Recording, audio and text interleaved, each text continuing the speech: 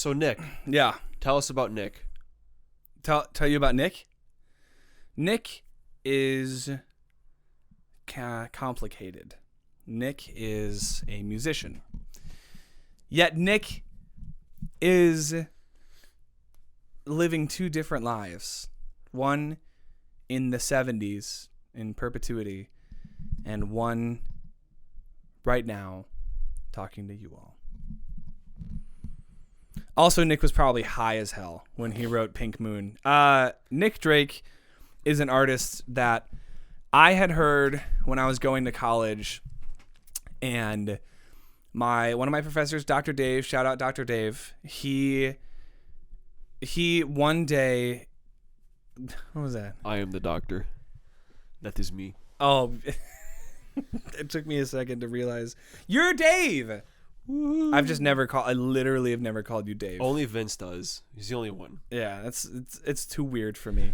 I don't like it either. But he showed us a song called Pink Moon from Nick Drake from the album of his called Pink Moon in I think a Kia commercial in like 2001 or 2. It aired during the Super Bowl, and all of a sudden Nick Drake's album sales peaked again, and people were talking about him.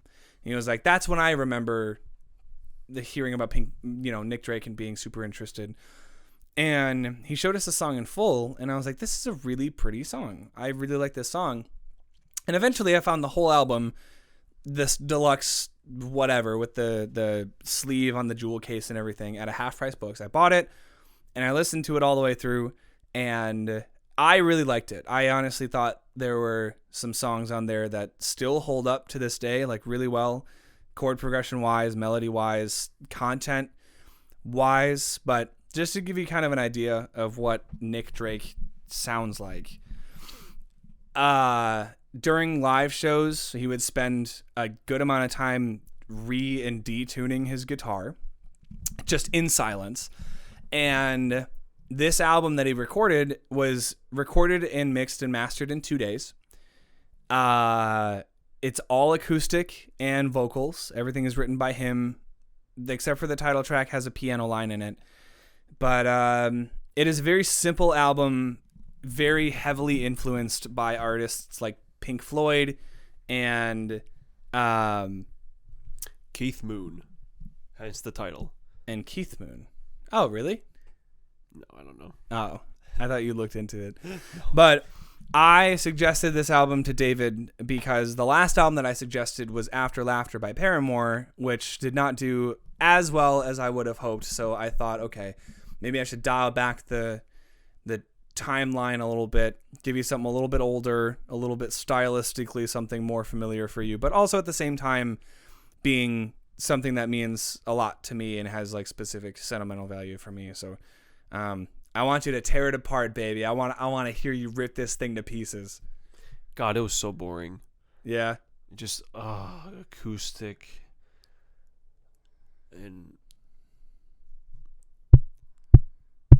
it was just like Pink Moon, more like Pink Boo. Yeah, I also would have accepted Stink Moon. Stink Moon. Yeah. No, I'm not gonna go. Obviously, don't want to spoil what I thought about it yet, because, but I have heard it. Yeah, he has heard it. Because I'm going in chronological order, and that being in the 70s was like one of the first ones. Wait, really? Oh, dang. Yeah. Huh. Yeah. Anything else on him? Because I don't want to. Oh, okay. I don't want to get too hard into it. I Have mean, you heard his other albums? No. No. I have not, but his other albums have full bands, and they're different in tone. Yeah, but there are a couple of songs on Pink Moon that I was like, this could have. I feel like this sounds like it could have been released yesterday on some like alternative radio station. Like the chord progression, at least, felt very modern, and I thought that was very cool. That's what stuck out to me. And then it was after all of that I was like, okay, maybe there's more, on the surface here for me to dig into, or under the surface, under the sea. Yeah, but there was another piece of trivia that I that I forgot, but he passed away like 2 years after this album was released, and he was like 26. I think he was very young. And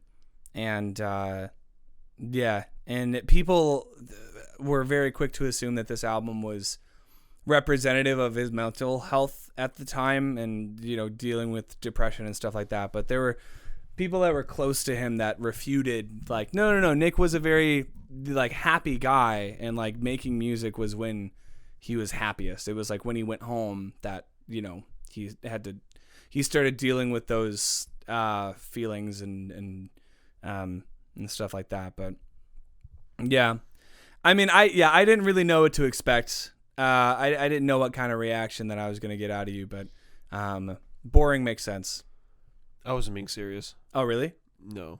Okay. Because you said you wanted me to tear it apart, so I tear it apart. You but tore not it really. apart. Okay. I will say there was one song that annoyed me on it. Okay. I can't think of the song, all of the songs right now, but okay. I mean, as long as it's only one song out of all of them that annoyed you, I think. Yeah, there was one that was just kind of stupid. Yeah, was it like the 1 minute one, the minute and a half? It might be. Yeah, it might be. Yeah. Oh no, I think I know which one you're talking about. Where it's like it's one note, like being played over and over. Yeah, I'd have to listen to it again because I don't know any of the titles. But okay, well, I thought we were gonna get a lot more out of him on this album, but I really liked it. And I think Pink Moon, the song, is actually one of my direct influences for one of like a song that I'm recording at the moment.